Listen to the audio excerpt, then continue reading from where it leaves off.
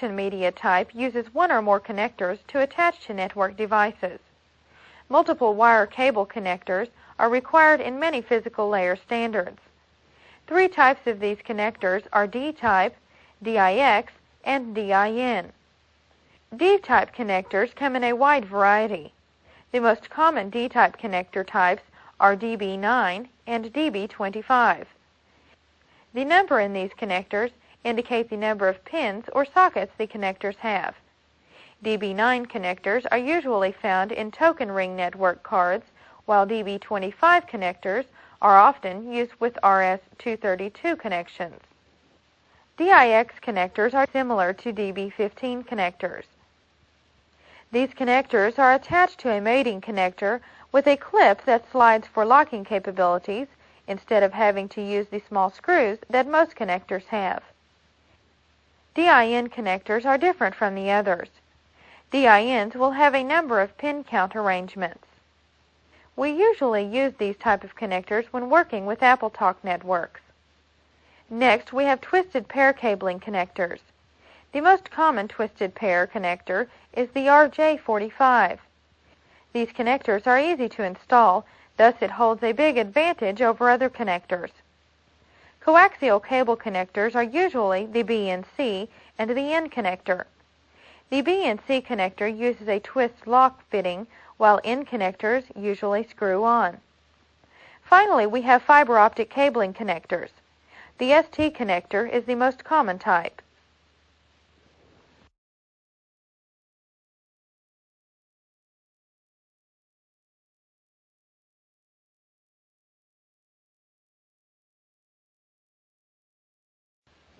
The network interface board provides us with the necessary hardware and logical connections we need to have between a network device and transmission media.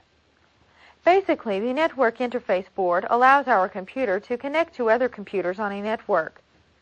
When learning about network interface boards, we need to be familiar with three terms: transceivers, network interface cards, or transmission media adapters. Transceivers will be included with whatever kind of network interface board that we use. Transceivers can transmit as well as receive signals. The purpose of the transceiver is to transmit or receive electricity, light, or electromagnetic waves. The transceiver changes a computer signal into a form that can be sent through the transmission media. A good example of this is with fiber optics. A transceiver will change the computer's data signal into light so it can be sent through the fiber optic cable.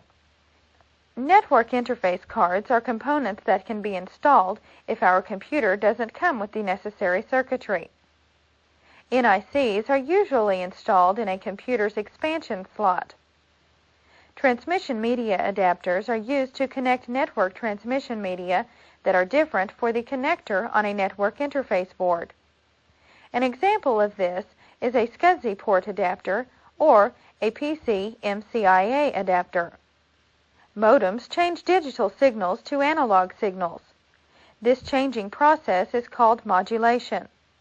Demodulation is the process of changing the signal back to analog from digital. Typically, modems use telephone lines or microwave transmission. Dial-up users that access the LAN, exchanging email, and exchanging data are usually operations a modem performs on a network.